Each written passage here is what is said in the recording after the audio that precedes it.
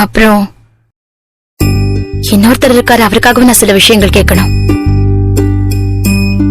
அவரை நான் இப்ப என்னோட ஃப்ரெண்டுன்னு சொல்ல முடியுமான்னு தெரியல. ஆனா எனக்கும் அவருக்கும் என்ன உறவு இருக்குன்னு எனக்கு தெரியல. பரவாயில்ல, எந்த உறவை வேணா இருந்துட்டு போகட்டும். இப்ப எல்லாம் அவரு ரொம்ப டென்ஷனா இருக்காரு. அவரோட டென்ஷனை பாக்குறப்பெல்லாம் எனக்கு ரொம்ப கவலையா இருக்கு. அதனால எப்பவும் அவரோட டென்ஷன், கோவம் இது எதுவுமே இருக்கக்கூடாதுன்னு பிளஸ் பண்ணுங்க. அப்பதான் நான் மறுபடியும் அவரோட அந்த சிரிச்ச முகத்தை பார்க்க முடியும்.